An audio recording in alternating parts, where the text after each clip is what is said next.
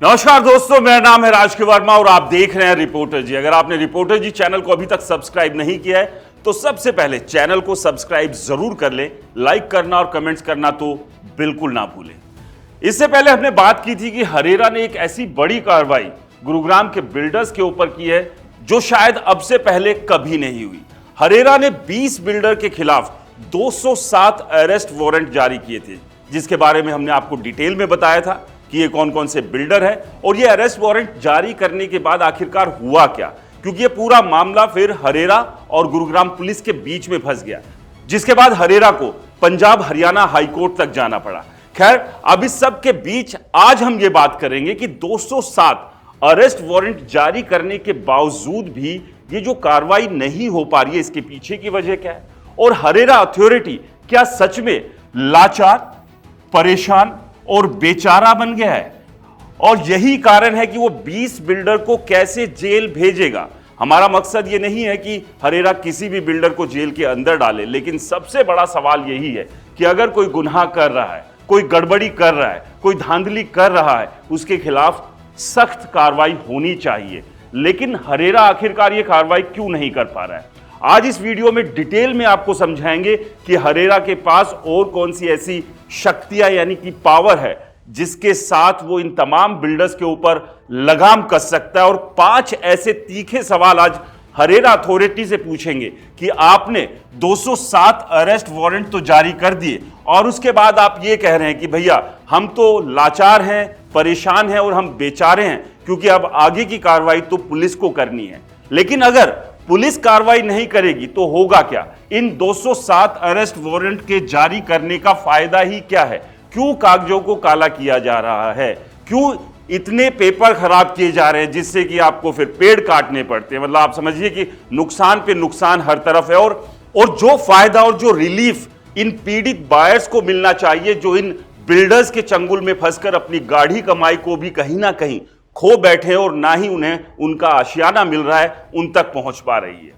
तो आज ये 5 तीखे सवाल हमारे हरेरा अथॉरिटी से होंगे और हरेरा अथॉरिटी से हम जानना चाहेंगे कि आखिरकार ये ताकतें आपके पास होने के बावजूद आप क्यों इंतजार कर रहे हैं कि हमने अरेस्ट वारंट जारी कर दिया, पुलिस कार्रवाई करे। पुलिस ना कार्रवाई करे तो क्या आपके पास और दूसरे विकल्प नहीं है?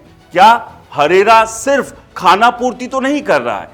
तो ये 5 तीखे सवाल आज रिपोर्टर जी हरेरा अथॉरिटी से पूछना चाह रहा है और कहीं ना कहीं हम एक आईना दिखाने की भी कोशिश आज करेंगे हरेरा अथॉरिटी को कि जब आपके पास ये तमाम तरह की पावर है तो आप इसका इस्तेमाल कर इस तरह के बेलगाम बिल्डर्स पर आप लगाम कसने का काम क्यों नहीं कर रहे हैं। सबसे पहला कि हरेरा अरेस्ट वारंट जारी करता है, ऐसे बिल्डरों को नए लाइसेंस क्यों जारी कर रहा है? अब अगर आपने इन तमाम बिल्डर्स को यानी कि 207 अरेस्ट वारंट अगर जारी कर दिए हैं तो आप अगली कार्रवाई ये कर सकते हैं कि इनको नए लाइसेंस ही मत दीजिए, और अगर आप नए लाइसेंस नहीं देंगे तो आप समझिए कि इनकी दुखती रग के ऊपर आप हाथ रख देंगे। और ऐसे में क्यों नहीं ये तमाम उन बायर्स को जिनको आप रिलीफ देना चाहते हैं उनके काम करेंगे, बिल्कुल करेंगे और दौड़ दौड़ कर करेंगे। तो आप अगर इन तमाम ऐसे बिल्डर्स को लाइसेंस को जारी करना आप नए बंद कर दें तो एक ये विकल्प है। क्या ये विकल्प आपके पास है? ये आज हमारा सवाल है। पहला सवाल हमारा यही है हरेरा से कि इस तरह के बिल्डर के नए लाइसेंस जारी ही करना क्यों नहीं बंद कर देता है। दूसरा सवाल हरेरा अथॉरिटी से जो हमारा है कि हरेरा ऐसे बिल्डर्स को ब्लैकलिस्ट क्यों नहीं कर देता है? ऐसे तमाम बिल्डर्स जो डिफॉल्टर हैं उनके ऊपर एक के बाद एक अरेस्ट वारंट जारी करने के बावजूद अगर वो हरकत में नहीं आ रहे हैं, उन्हें कोई फर्क नहीं पड़ रहा है, तो इन तमाम ऐसे बिल्डर्स को ब्लैकलिस्ट अगर कर दिया जाएगा तो आप समझिए कि इनको ये डर क्यों नहीं काम करने पर मजबूर करेगा, क्यों नहीं तमाम उन पीड़ित बायर्स को रिलीफ देने के लिए मजबूर करेगा जिनको ये रिलीफ देने से बच रहे हैं। अगला सवाल हमारा हरेरा अथॉरिटी से है और ये 5 सवाल के जरिए समझना हम भी चाहते हैं और कहीं ना कहीं समझाना भी हम चाह रहे हैं कि इतनी सब अगर ताकतें आपके पास है तो उनको एक एक कर इस्तेमाल कीजिए। अगला जो तीसरा सवाल है हमारा, हरेरा ऐसे डिफॉल्टर बिल्डर्स की लिस्ट को दूसरे राज्य के रेरा के साथ क्यों नहीं शेयर करता है ताकि वो भी इन्हें ब्लैक लिस्ट में डाल सके? क्योंकि बहुत सारे इनमें से वो बिल्डर है जो सिर्फ गुरुग्राम में नहीं दूसरे राज्यों में भी काम कर रहे हैं। और हरेरा का मतलब ये है, हरेरा जो कि सिर्फ हरियाणा के लिए इसलिए हम हरेरा कह रहे हैं, लेकिन पूरे देश भर में ये अथॉरिटी रेरा के नाम से जानी जाती है और जिस राज्य में होती है बस उसके एक अल्फाबेट जो है इसके साथ जुड़ जाता है। हरियाणा से है तो इसलिए हरेरा। तो अगर हरेरा बाकी तमाम रेरा अथॉरिटीज के साथ इस तरह के डिफॉल्टर बिल्डर्स की लिस्ट जारी करे और ये उनको कहे कि आप भी इन्हें अपनी ब्लैक लिस्ट में डालिए, तो आप समझिए कि ना केवल गुरुग्राम, ना केवल हरियाणा, तमाम देश भर में जो इनके प्रोजेक्ट चल रहे हैं उसके ऊपर संकट आ जाएगा। और जब संकट आएगा तो ये तो दौड़ते हुए लोगों के काम करेंगे। चौथा सवाल आज हमारा है कि हरेरा जिन बिल्डर के खिलाफ स्वयं कार्रवाई करती है उनके आदेश की कॉपी पोर्टल पर अपलोड क्यों नहीं की जाती है। यह अपने आप में एक बड़ा सवाल है कि जो बायर्स और बिल्डर के बीच के केसेस है उनके ऑर्डर की कॉपी आपको हरेरा के पोर्टल पर मिल जाएंगी, यानी कि वो पब्लिक डोमेन में डाल दी जाती है।